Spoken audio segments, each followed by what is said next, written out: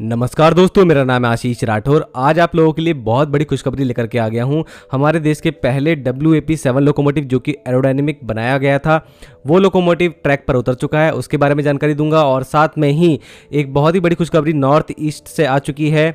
North east का चौथा state जो कि मिजोरम होने वाला है, वो जुड़ जाएगा भारतीय रेलवे के ट्रैक से। मिजोरम की राजधानी आइजोल के नजदीक सायरंग जो पड़ता है, सायरंग से बैराबी के बीच में रेलवे लाइन कंप्लीट हो गई है। इस रूट की उद्घाटन की तैयारियां चल रही हैं और इस रूट पर जो अभी काम कंप्लीट हुआ है, इसको लेकर के मेरी लेटेस्ट जो वीडियो थी उसमें मैंने आप लोगों को कुछ जानकारी दी थी। वो सभी चीजें सच हुई हैं, तो इन सभी चीजों के बारे में आप आगे जानेंगे। तो चलिए शुरुआत करते हैं WAP7 एरोडायनेमिक से। WAP7AD जिसका नंबर है 37873, ये लोकोमोटिव एक कंपटीशन के तहत बनारस लोकोमोटिव वर्क्स में तैयार किया गया और हाल ही में ये लोकोमोटिव आप लोगों को दिल्ली में भी दिखा होगा और अब दोबारा से इसको BLW में देखा गया था। जब BLW में पहला सोलर ट्रैक जो है वो रेडी किया गया, तो वहां पर इसको चलाते हुए दिखा गया था उस ट्रैक के ऊपर। उसके बाद ये ट्रेन में लगा हुआ अभी देखा गया है दोस्तों। इसका मतलब कि ये उतर चुका है ट्रैक पर और काफी तेजी से निकला है, मैंने देखा भी है। और जो मैंने अनुमान लगाया था एक प्रीमियम ट्रेन में ये लगेगा, तो उसी ट्रेन में देखा भी गया है। ये लोकोमोटिव तुगलकाबाद लोको शेड को अलॉट हुआ था। ऋतिक मोदी जी जिनका चैनल है यूट्यूब पर, इन्होंने एक बड़ा कंपाइलेशन वीडियो बनाया है ट्रेन का। उसमें एक ट्रेन उन्होंने अच्छी कवर करी जिसका नाम है हजरत निजामुद्दीन टू मडगांव राजधानी एक्सप्रेस।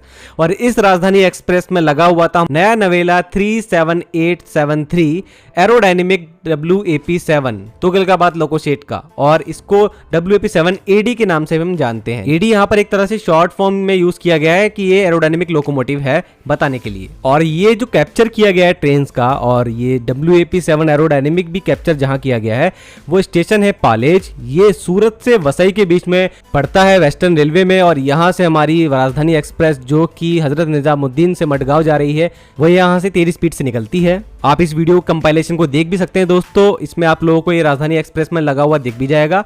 तो प्रीमियम ट्रेन में लगा है तो अच्छा भी लग रहा है। बाकी दोस्तों ये लोकोमोटिव की जो प्रेजेंस है काफी बेहतर लगी मुझे, और जिस तरीके से आ रहा है बहुत तेजी से, बहुत ज़्यादा अच्छा इसका एक्सेलरेशन महसूस हो रहा है। और जो ये लुक है एरोडायनेमिक, ये काफ़ी उभर के आ रहा है इस लोकोमोटिव में और काफ़ी प्यारा लग रहा है। तो मैं तो यही गुजारिश करूंगा रेलवे से और BLW से कि आप इस तरीके के ही WAP7 पर काम कीजिए, और अगर हो सके तो राजधानी एक्सप्रेस, शताब्दी एक्सप्रेस और प्रीमियम ट्रेन में इस तरीके के WAP7 इंट्रोड्यूस करिए, जिससे उनका लुक और ज़्यादा उभर के आए। और तेजस राजधानी के लिए अगर आप इस तरीके का WAP7 रेडी कर सकते हैं तो उससे बेहतर बात और क्या ही होगी। अब दोस्तों मैंने तेजस राजधानी की बात कर ही दी है, तो आप लोगों को अगली इंफॉर्मेशन दे देता हूं। मैं आप लोगों को पहले ही बता चुका हूं कि 13 सितंबर को प्रधानमंत्री नरेंद्र मोदी जी पहुंच रहे हैं बैराबी सायरंग रेलवे लाइन का उद्घाटन करने के लिए। और उस दिन यहां से एक प्रीमियम ट्रेन दिल्ली के लिए आ सकती है, ये मैंने आप लोगों को पिछली वीडियो में बताया था। और ये राजधानी एक्सप्रेस होगी, तो वो सब चीजें सच होती दिख रही हैं। और रेलवे की तरफ से यहाँ पर जानकारी आ चुकी है, जिसमें नॉर्थ ईस्ट फ्रंटियर रेलवे की तरफ से बड़ा सर्कुलर सामने आया है, जिसमें उन्होंने बताया है कि वो 2 ट्रेन इंट्रोड्यूस करने वाले हैं, जिसमें एक राजधानी एक्सप्रेस होगी और एक रेगुलर एक्सप्रेस ट्रेन होने वाली है। तो दोस्तों पहली ट्रेन जो होने वाली है वो है 20507 और 20508। ये राजधानी एक्सप्रेस सायरंग से NVT के बीच में चलेगी, मतलब आइजोल से NVT के बीच में सीधी कनेक्टिविटी हो जाएगी एक राजधानी एक्सप्रेस से। और यहाँ पर मिजोरम की राजधानी आइजोल जो है वो सीधा जुड़ जाएगा हमारे देश की राजधानी दिल्ली से।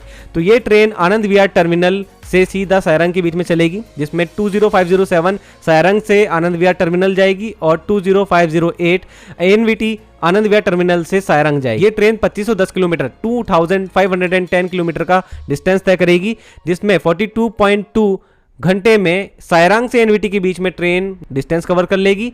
और इसकी एवरेज स्पीड रहने वाली है 59.3 kmph। वैसे ही ANVT से सायरंग के बीच में चलने वाली ट्रेन 20508 43.25 आवर्स में ये जर्नी पूरी करेगी और 57.81 kmph का इसका एवरेज स्पीड रहने वाला है। 20 कोचेस की तेजस राजधानी ये ट्रेन होने वाली है। इस ट्रेन में सायरंग से गुवाहाटी के बीच में दोस्तों डीजल इंजन लगने वाला है, और गुवाहाटी से आनंद विहार टर्मिनल के बीच में इलेक्ट्रिक इंजन लगने वाला है। और ये ट्रेन दिल्ली कानपुर रूट से होते हुए DDU Patna new Jalpaiguri Guwahati route से सायरंग पहुंचेगी। तो ये एक नई तेजस राजधानी एक्सप्रेस इंट्रोड्यूस होने वाली है और काफी ज्यादा खुशी का पल है यहाँ पर सभी मिजोरम वासियों के लिए।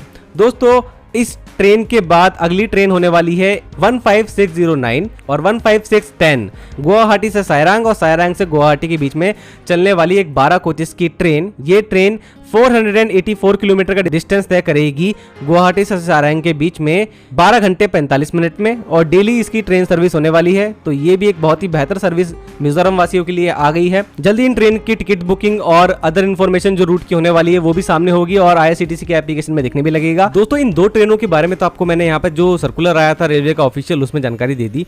अभी हाल ही में एक ट्रेन का सर्कुलर और आ गया है। ये ट्रेन चलने वाली है कोलकाता से सारंग के बीच में, जिसका नंबर होने वाला है 13125।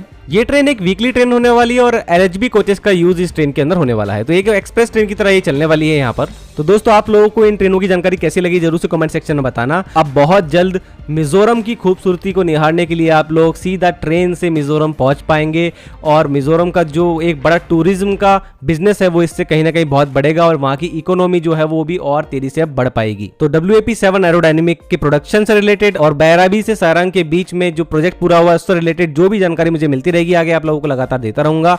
आज के लिए इतना ही। वंदे मातरम, भारत माता की जय।